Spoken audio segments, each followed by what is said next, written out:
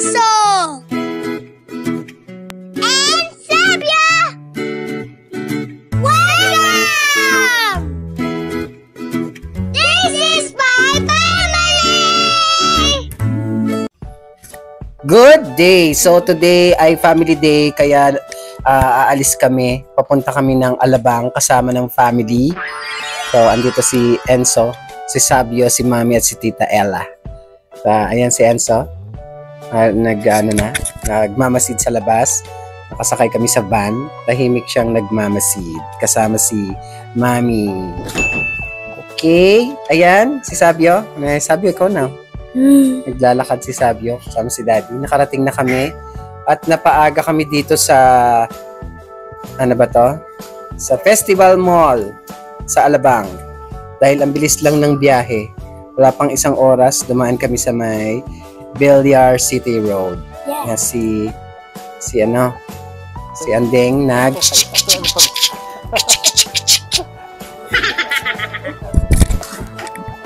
So at this point, mga gutom pa kami. Kaya naghahanap kami ng kakainan. Nice. Nandito na rin pala sila Tito Andong, si Tita Angie, at maya-maya si Tita Obi. Ayan. Nagpa-family day pa kami sa labas ng mall kasi wala pa din. Hindi pa rin opening. Ayan din si Mikmik. Si MJ! Stephen Curry! At pumunta kami dito sa bukas na parang convenience store sa loob ng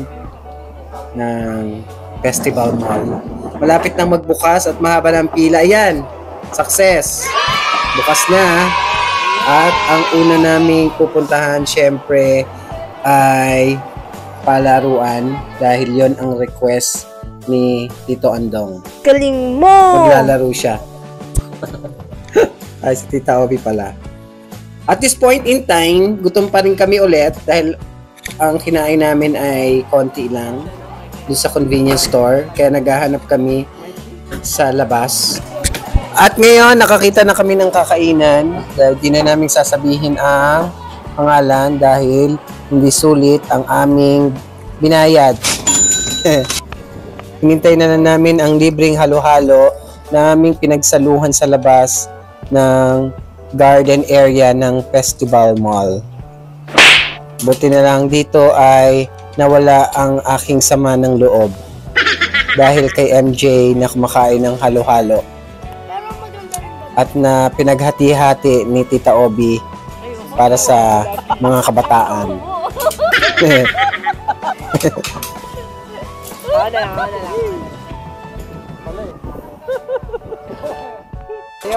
Muli ay naglakad-lakad kami dahil papunta na kami sa lugar sa aming tunay na intensyon sa pagpunta dito sa Festival Mall. Ang makapaglaro sila Ayong, Enzo, MJ, Andeng at si sino ba to? Si ano? Yana.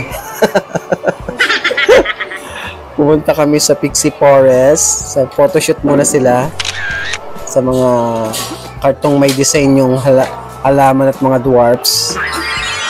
Ito ang entrance ng Pixie Forest. Kita nyo naman, malaki ang lugar.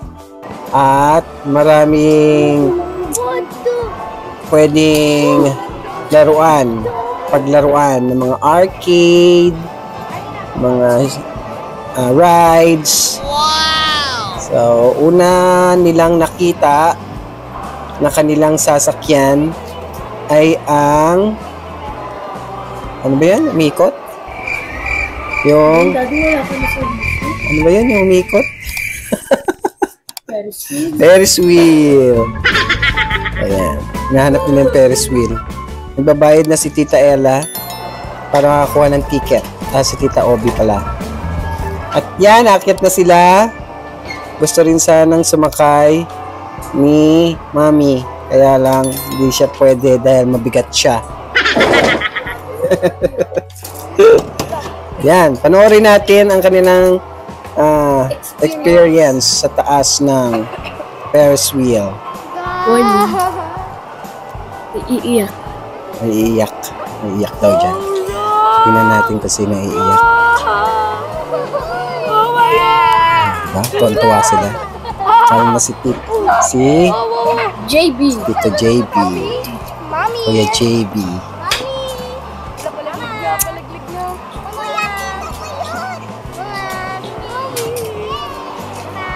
Yun lang pala.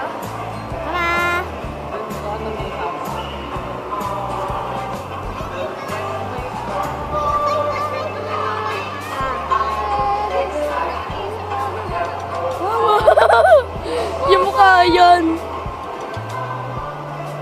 Talon ka nga, bigay kita 1,000.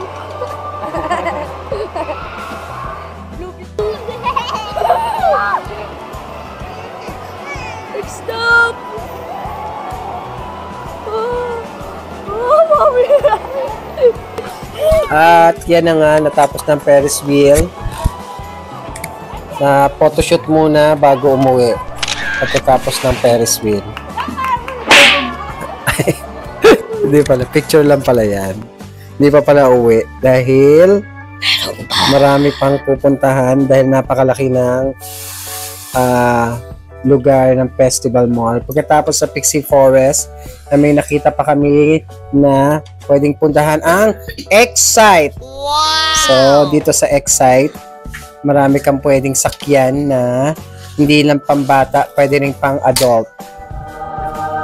So, dahil may nakita kami nagsasayaw, na-challenge ako, kaya sinabayan ko siya. Ayan! Wow! Konti lang ang video, syempre. Tapos, naglaro kami ng shootan sa bote. Galing mo! Hindi kami nanalo. Hindi nanalo dahil walang nakashoot kahit sino pa man ang may hawak.